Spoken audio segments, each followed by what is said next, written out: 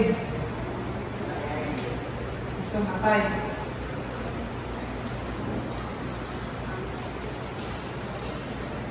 Nós estamos lendo juntos, nas manhãs de domingo, o livro de Tiago.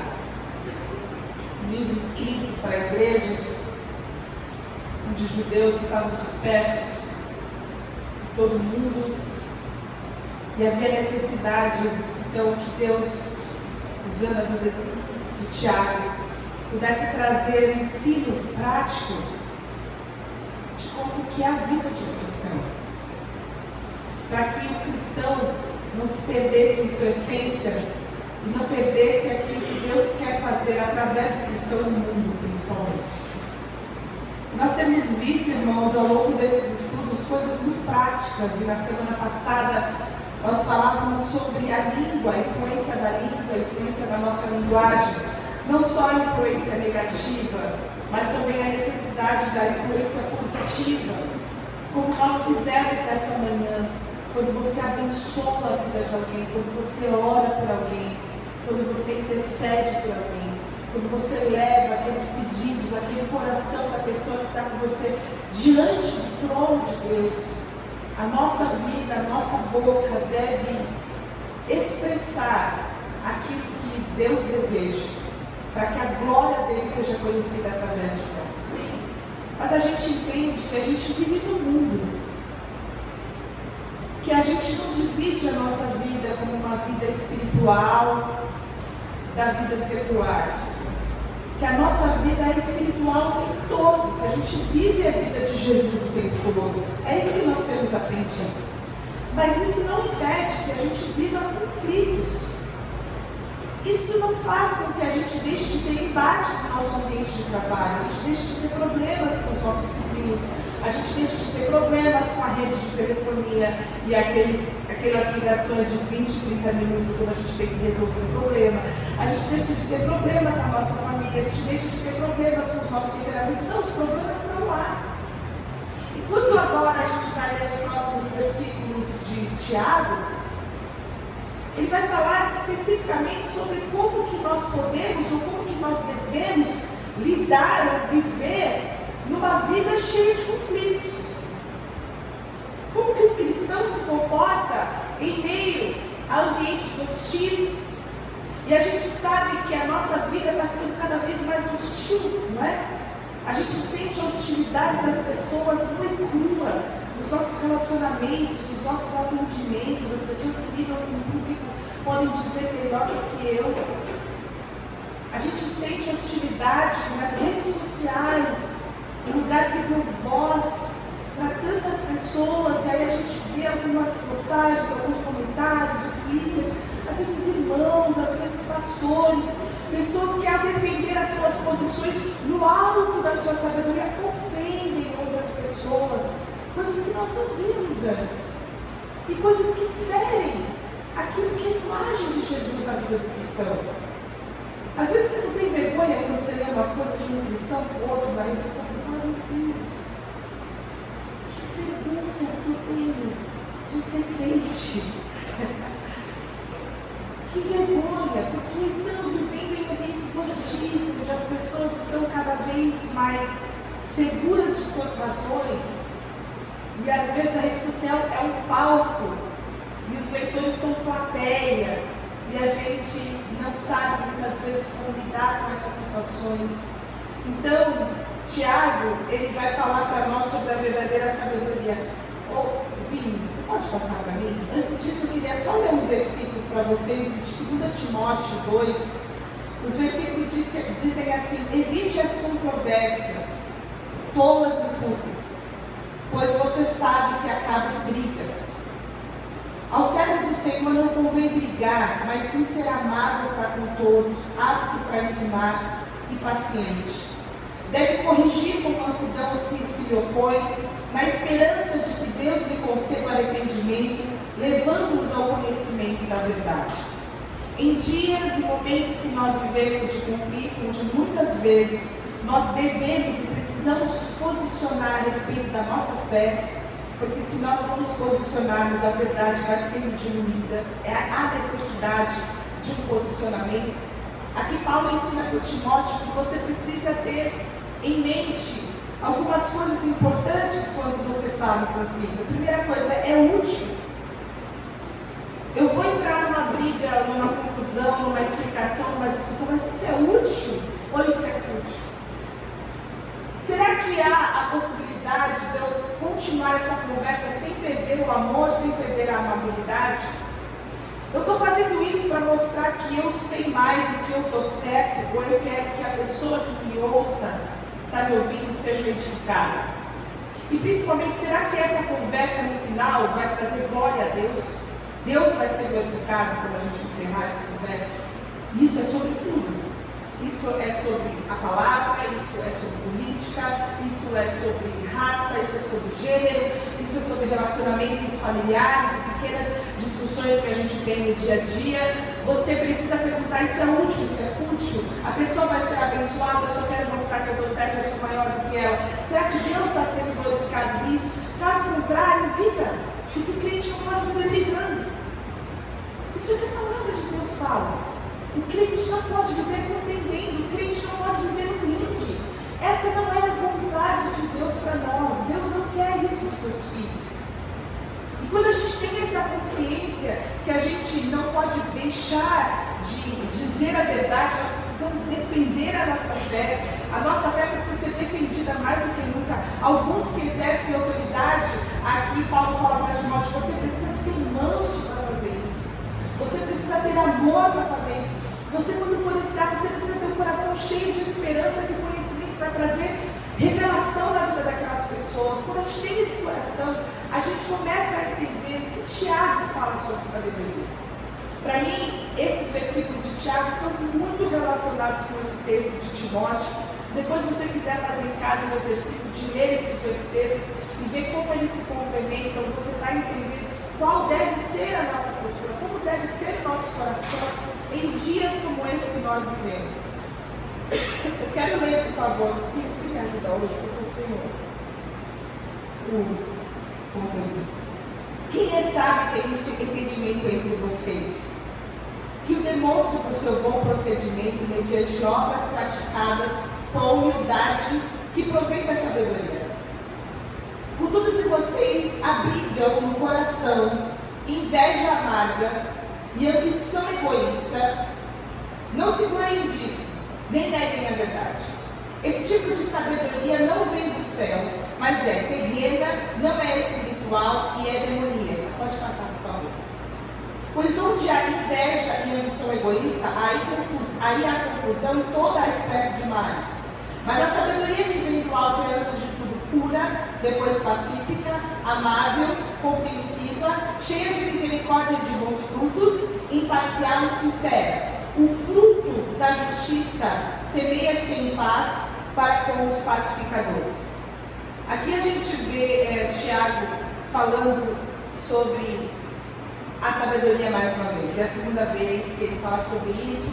Nós já falamos sobre acharmos um grande tesouro alguns meses atrás. Mas aqui ele pergunta, quem é sábio? Onde estão os sábios? E eu queria direcionar essa pergunta para você. Você se considera sábio? Você acha que você é sábio? Alguém já disse para você, você é sábio. Tem sabedoria nas suas palavras. Eu gosto de conversar com você porque você é sábio. Você se considera sábio? Responda para você. Responda nessa noite para você. Você é sábio. Porque a gente já viu que se você não acha que é sábio, não se sente sábio o suficiente, não se sente apto para dizer eu sou sábio, você pode buscar isso de verdade. É uma certeza que a palavra de Deus te dá em Tiago. Se você buscar, Deus vai te encher de sabedoria. Mas que sabedoria é essa? E Tiago começa perguntando o seguinte, você é sábio? Aliás, quem é sábio entre vocês? E aí ele faz um checklist. Porque normalmente a gente entende como sábio aquelas pessoas que falam bem, né? A pessoa fala bem, a pessoa tem uma boa eloquência, a pessoa sabe dizer a coisa certa, na hora certa, a pessoa é bem sucedida. E às vezes a gente dentro da nossa limitação, ou às vezes as pessoas que nos abençoam são as pessoas que falam bem. E aqui, para nós, Tiago vai dizer, olha, você vai mostrar sua sabedoria pelo seu procedimento. A sabedoria não está somente nas nossas palavras. E veja bem que ele está acabando de falar sobre as palavras nos últimos versículos. E agora ele vai falar, olha, mas a sabedoria não é só o que você fala, mas a sabedoria é como você fala, a fonte das suas palavras, a origem das suas palavras e a finalidade das suas palavras. Ele cava um pouco mais profundo para trazer para nós o sentido dos nossos relacionamentos e a nossa ação e o quanto nós estamos gerando sabedoria, bênção, graça e edificação na vida das pessoas ou não. E aqui na continuidade ele vai entender que muitas vezes nós estamos julgando o sucesso e a sabedoria das pessoas por motivações erradas. E é óbvio, porque a gente não entende, não conhece o coração de ninguém. A pergunta é, será que nós estamos julgando a motivação dos nossos corações nos nossos relacionamentos com as outras pessoas? Porque nós temos um padrão que é Cristo. O padrão da nossa vida é o caráter de Cristo.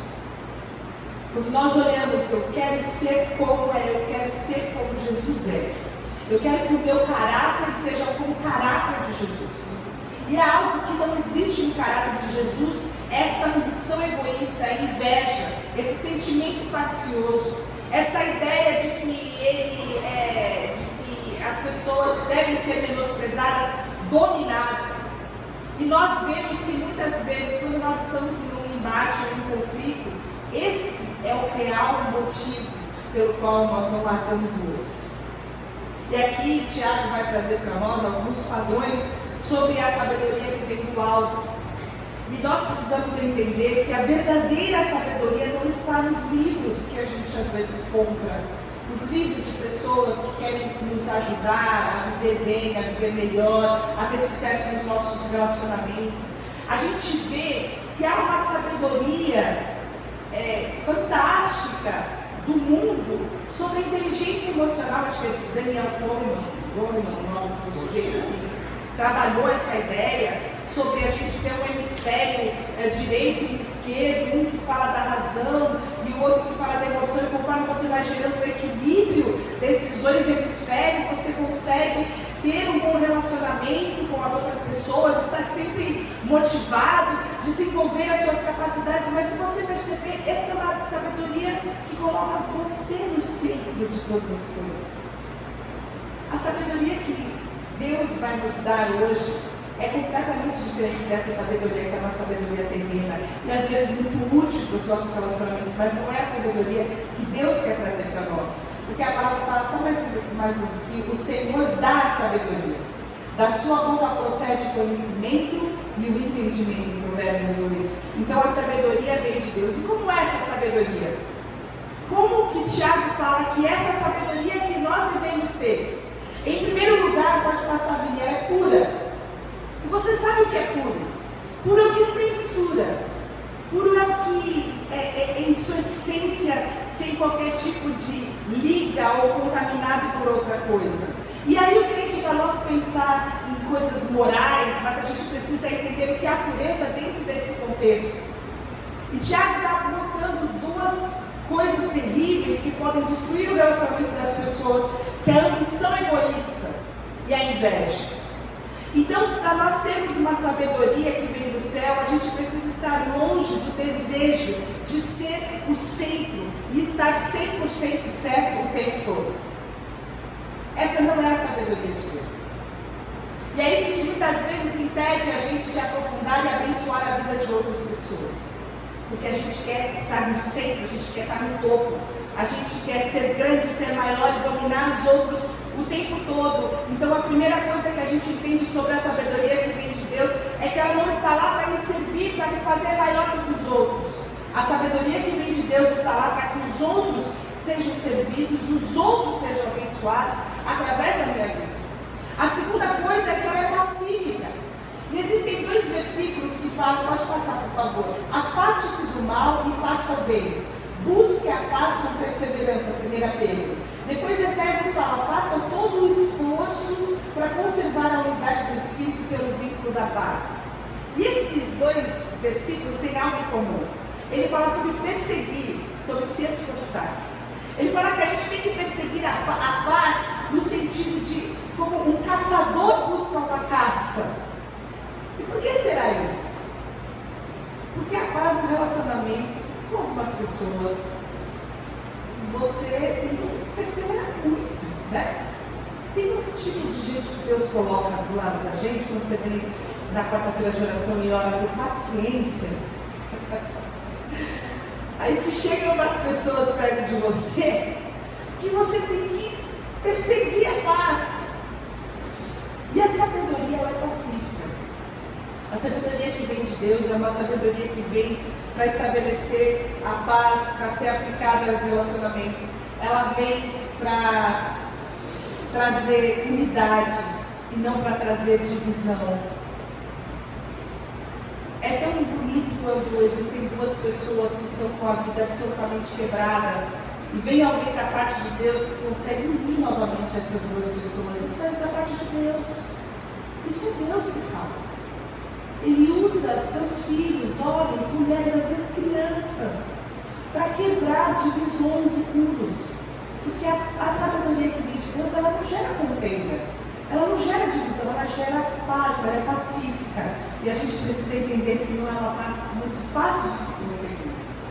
Deve haver uma determinação. Em terceiro lugar, ela é amável. Mas amável foi esse texto, pode passar por favor, que a gente traduziu aqui na NVI. Outras versões vão dizer gentil. Mas o William Barclay, que é quem estuda bastante o grego, vai dizer que essa é uma das palavras mais difíceis de serem traduzidas. Na verdade, ele fala que é intraduzível. Essa expressão que se usa no grego, a gente não consegue traduzir na nossa língua. Quando Tiago fala dessa palavra, ele está falando sobre uma possibilidade, deixa eu passar aqui, de que o homem saiba perdoar, quando a justiça lhe dá o direito perfeito de condenar. A pessoa sábia sabe como fazer concessões ao invés de defender os seus direitos, temperando a ira com a misericórdia. E ele vai entrar agora nesse amável e vai desdobrar um pouco mais dos outros adjetivos.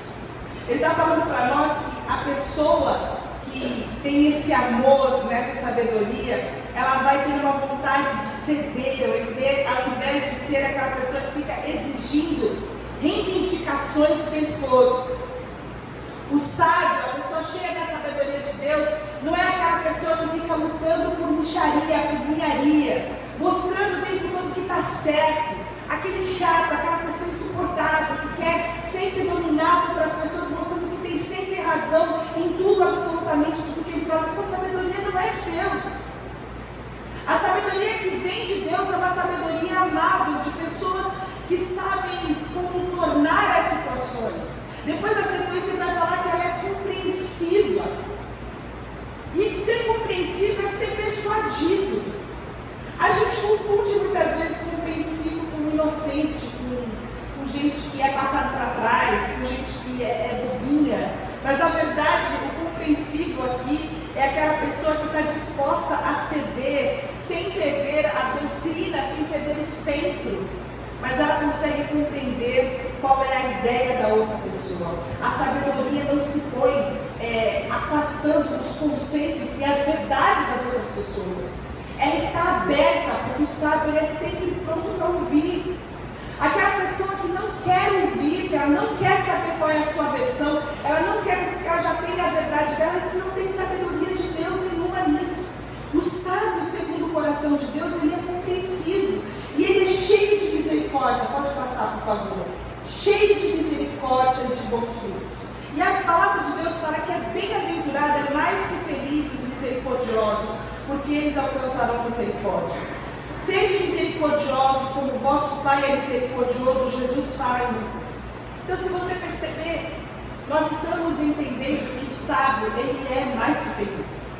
Porque a gente vê um monte de bem-aventuranças aqui. A gente vê mansidão, a gente vê pureza, a gente vê paz, a gente vê misericórdia. Há uma conexão do que Tiago está falando quando Jesus falou sobre as bem-aventuranças. Segundo o que Tiago está falando, olha, o sujeito que anda de acordo com a vontade de Deus e que é bem-aventurado, esse sujeito é o sábio.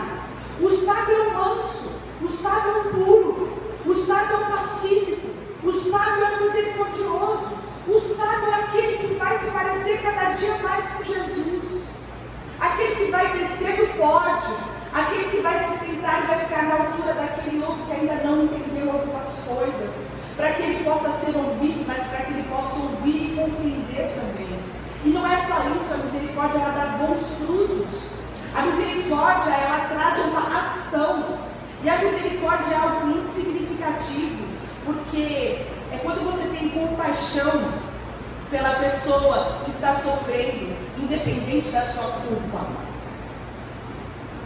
A misericórdia é para quem está errado. A gente age com misericórdia para quem não merece misericórdia. O sábio é aquele que consegue dar um passo em direção àquele que não merece e dar uma chance para aquele que não merece.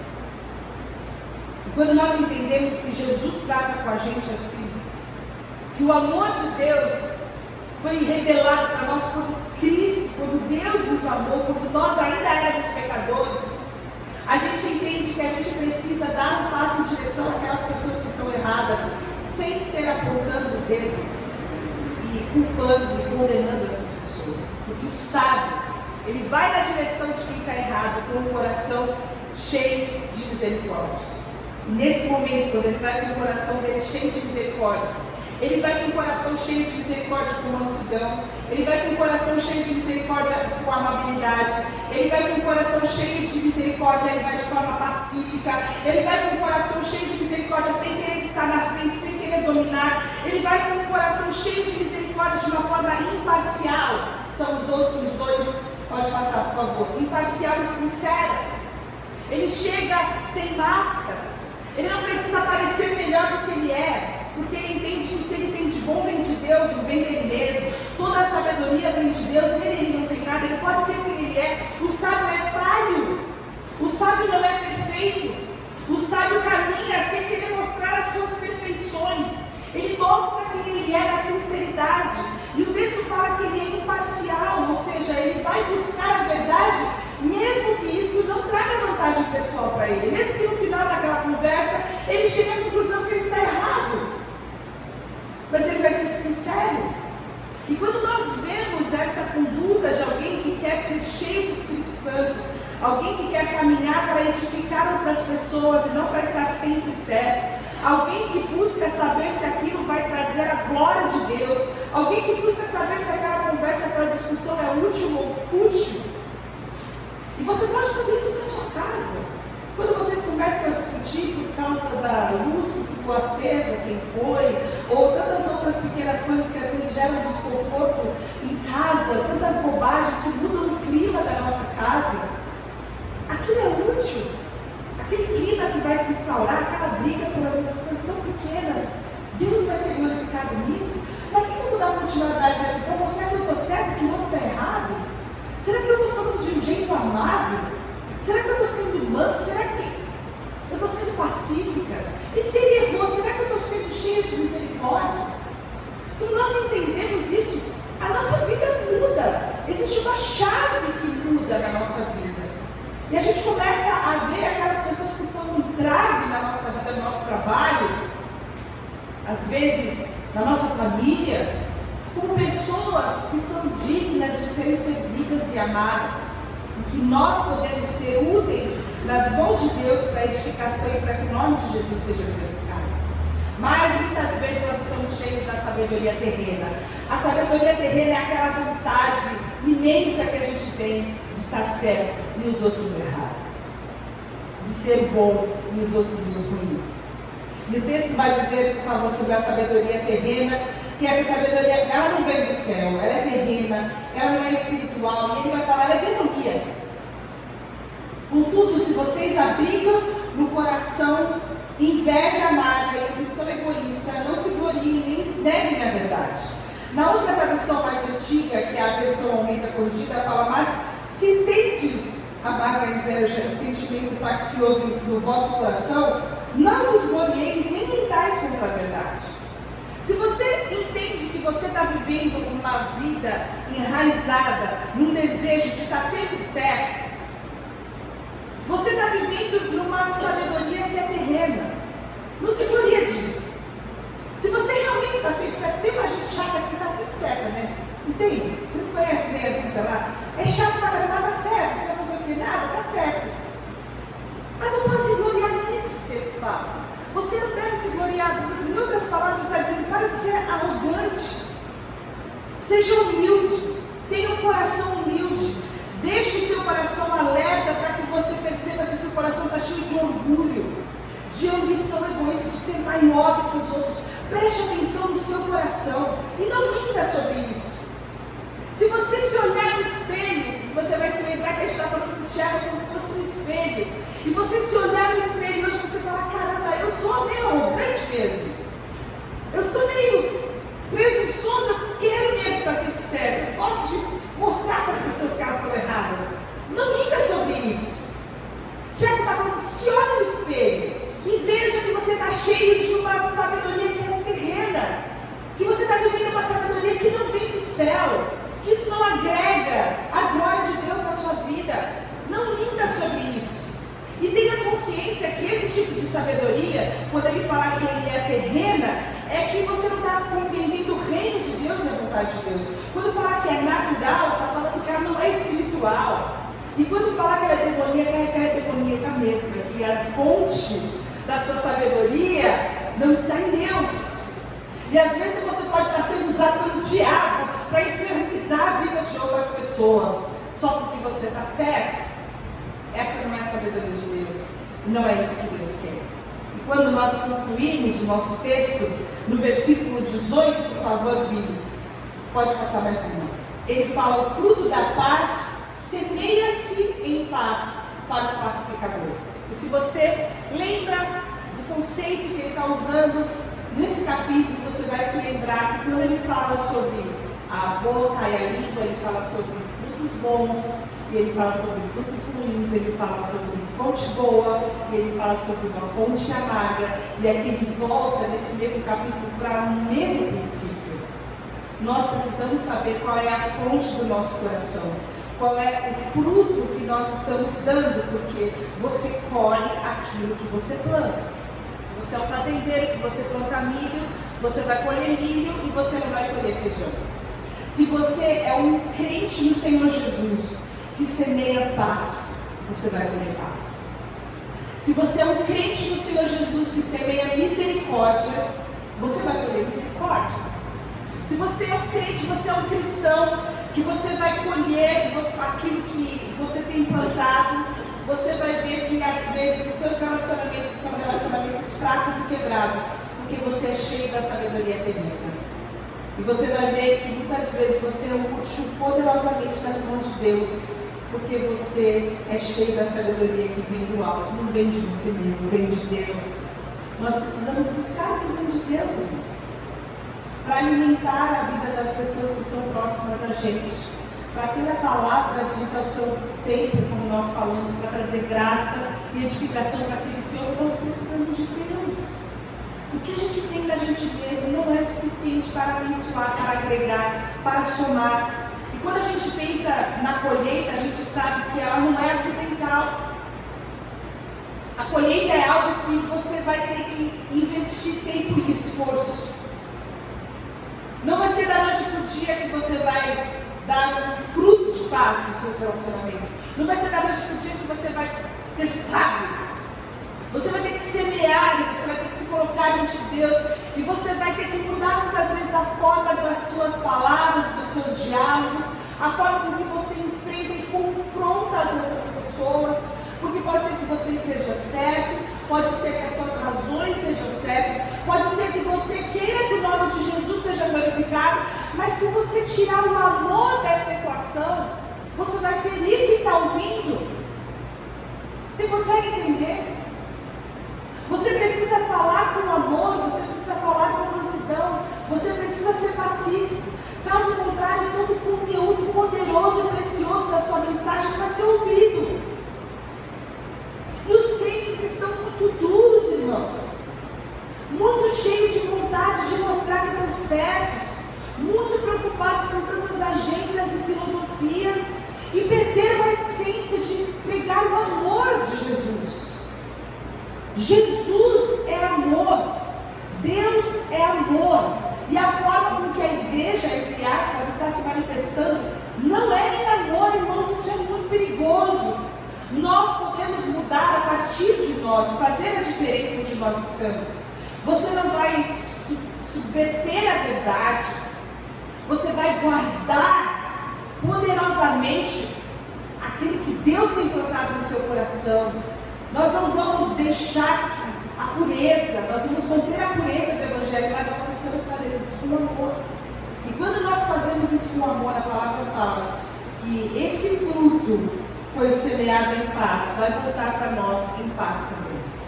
E aí a gente entende que muitas vezes nosso coração não tem paz, e a gente está angustiado, e a gente tem uns arranca-rabo do nada com as pessoas, em casa, na internet, em todo lugar, porque nós estamos colhendo aquilo que nós plantamos. É isso que o Tiago fala. A confusão que você tem na sua vida é fruto do fruto que você produziu. Nós podemos mudar, irmãos. Nós queremos, nós estamos aqui buscando a Deus, para que a nossa vida seja uma vida que expresse a glória de Deus, para que a nossa voz seja ouvida no ambiente de paz e de edificação, para que o nome do Senhor seja glorificado, para que as pessoas que estão próximas a nós sejam abençoadas, para que em todas as situações que nós vivemos haja humildade, porque a palavra fala que a humildade provém da sabedoria. Então a vontade de Deus para nós é que ao invés de sermos arrogantes, cheios de ambição egoísta, de sermos sempre certos, nós somos humildes. Temos o nosso coração ensinado.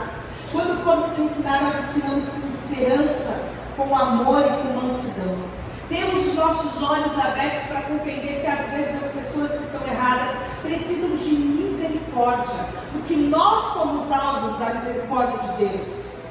E quando nós entendemos isso, nós vamos ver a cura de Deus nas nossas relações, nós vamos ver a cura de Deus nos nossos corações, o perdão que muitas vezes nós precisamos liberar, mas principalmente nós vamos ver que os nossos corações vão se tornando cada vez mais sábios, cada vez mais parecidos com Jesus, cada vez mais felizes, porque é o que Jesus fala sobre aquele que é manso, aquele que é puro, aquele que é pacífico, aquele que é cheio de misericórdia. Ele é mais que feliz. Vamos orar por isso. Senhor, nós colocamos as nossas vidas diante de Ti. O Senhor sabe quantos relacionamentos quebrados, o Senhor sabe quantas pessoas que nós já ferimos, o Senhor sabe quantas palavras que já foram suficientes para serem usadas pelo maligno para quebrar e destruir relacionamentos.